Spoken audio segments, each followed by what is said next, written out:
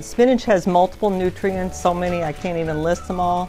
But alpha lipoic acid, CoQ10, you know, that's real popular. You spend a whole lot of money getting the CoQ10 capsules. You just eat spinach.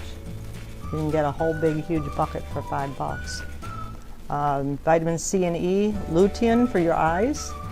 B vitamins, again, those are water soluble, so you got to have them every day. Beta carotene, so even though they're not necessarily orange, they do have some beta carotenes in them, the polyphenols that are good. There's that omega-3 again. Then it's all these minerals, calcium, manganese, magnesium, and iron. Okay. Sidekicks. So if you don't like spinach, you can have kale. Personally don't care for it, but some people like it. Orange bell peppers. The other bell peppers are almost as good, but the orange is best. Collards, again, personally don't care for it, but there's lots of options. Swiss chard, again, doesn't float my boat. Or mustard or turnip greens. So I'll stick to the spinach and the bok choy and the romaine lettuce, thank you, okay?